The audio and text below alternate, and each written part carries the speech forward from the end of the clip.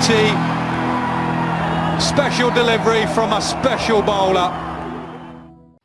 Hello and welcome to the latest instalment of PakPassion's exclusive cricket review show, View from the Pavilion.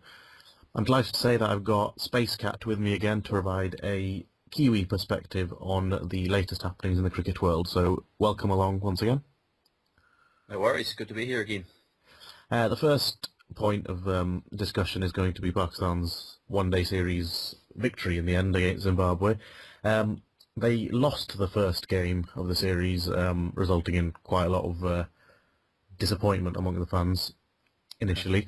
Well, as a general point, I mean, how big a deal is it, do you think, when a team loses to a minnow? I mean, does it suggest that we need like major changes, or can you sort of draw a line under it and say a bad day at the office, or that you took them lightly? I mean, how serious is it, do you think? I don't think it's too serious, really. It is concerning to lose to a team like Zimbabwe, but it's the first match of the series, and Zimbabwe is not an easy place to tour, really. It's the conditions are pretty tough on bowlers, and they have some talented batsmen there, so you know it's not unheard of to lose to Zimbabwe at home. I mean, New Zealand, I believe, went there 2 years ago and put up 300 in the first innings, and Zimbabwe chased it down. But they have some talented batsmen, so I don't think it's something the fans should get too worried about, as long as they can, you know, the next two matches they come back and show that they're a better team, which they did. So I think the concerns can be sort of somewhat washed away with that. Yeah, I think I'd agree with that to a point. Just moving on slightly, just linked to that, of course, Misbah-ul-Haq's come in for a lot of criticism.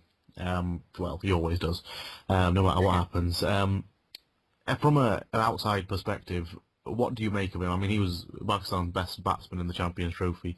He has been the best batsman this year, really, but there's many that suggest that he has a detrimental effect on the other batsmen. The one game that he failed in the series, Pakistan made nearly 300. What do you make of him? You know, from an outside perspective. From an outside perspective, he just the last couple of years looks like the best batsman in the team, to be honest, in the one-day setup. He does at times score slowly, but at times they need him to score slowly because there's been a top order collapse, or the top 3 or 4 batsmen have played rash shots and they've got out, and they still need to rebuild for a total. But there is times, I understand, when they need to push on and score a big total, and perhaps he is a little bit of a hindrance in that regard. I think he's just too paced. Like, he's either block or bash. A lot of people say that he's just there's no building with his innings. It's just very slow, and then at the end try and hit some sixes. Yeah. But he's very consistent, and I would, you know, as a New Zealander, we'd love to have him in our team, because just having a consistent person scoring runs in your team is a big help, even if it is, you know, only at 70 odd runs strike rate. Mm-hmm. It's still just a big help to have that stability there if you need it. Yeah, no, I agree with that. I mean, one thing I do point out, I actually wrote it on the forums today, was I go back to the match that Pakistan lost to Ireland in the 2007 World Cup that knocked them out. Now, on that day, Pakistan batted first. I know this is well before Misbah's time, but they batted first, and they aimed for, it seemed like they aimed for a score that was far too high.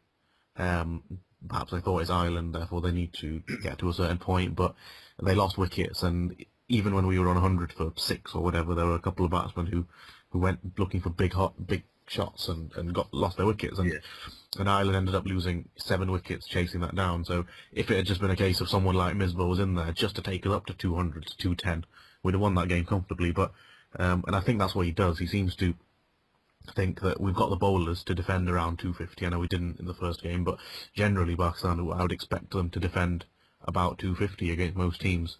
And I think he thinks, if I can just get us there rather than us collapsing for 200, as they did against West Indies in the Champions Trophy, which again they nearly won, then obviously Misbah thinks that he's got the bowlers to defend that. Yeah, it doesn't help I don't think the batting setup is quite there for Pakistan at the moment, because with the way it is now, you've got the power plays at the end of the innings, and I believe it's only three fielders outside of the inner circle in the last 10 overs.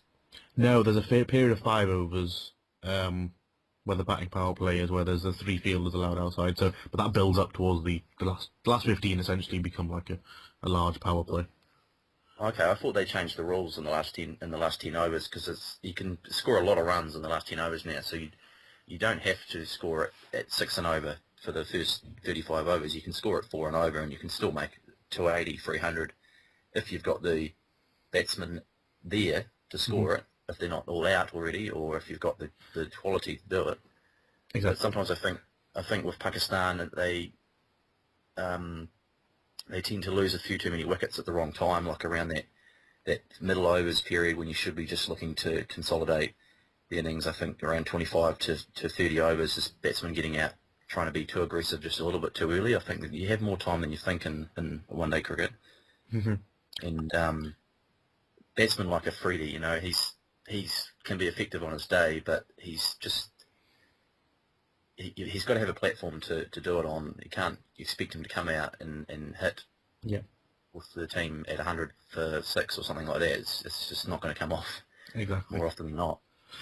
I just think that the batsmen generally around Misbah aren't actually good enough. I just think a lot of them aren't capable. When as soon as they try to increase the rate, we've seen, you know, Ahmed Shahzad, Nasser Jamshed, you know, when they try to up the rate a little bit, they get themselves out. I genuinely don't think that they like the quality of someone like Sehwag, who seems to be able to obviously just attack and make big scores aggressively. I don't think that they're not good enough. It's a simple fact. I think we need to accept that some of these guys aren't good enough. In terms of Misbah, just going back to him, do you think that he, you know, he's in his late 30s now, do you think he can be there for the 2015 World Cup? I mean, it's only 18 months away now. Yeah, I definitely think he could be there. Whether he's captain or not, that's another story, but he's definitely a good enough player to be in the team. It's 18 months away. It's going to be in Australia and New Zealand. The pitches are going to be somewhat conducive to bowling, so you want to have somebody who can hold down that middle order, and I think that Misbah is the man to do it. Yeah, I think I agree. As you say, I think the captaincy is one thing that perhaps we need to have a look at. But I think he's occasionally picking players that you know, I don't think they should be there. For example, especially for the Zimbabwe tour, I felt that we should have gone with a few younger players, but he chose not to do that. But that's fair enough. I think we need to look at that separately. His batting, certainly, if it stays as it is, it should keep him in the team.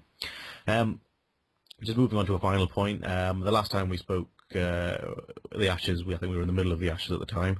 At the time, you thought that you didn't think Australia would go on to win a Test match, and you were proved right. They lost it 3-0. Do you think the return series is going to be any closer? Do you think Australia showed signs towards the end of the series that they're going to put up a bit better fight back in Australia?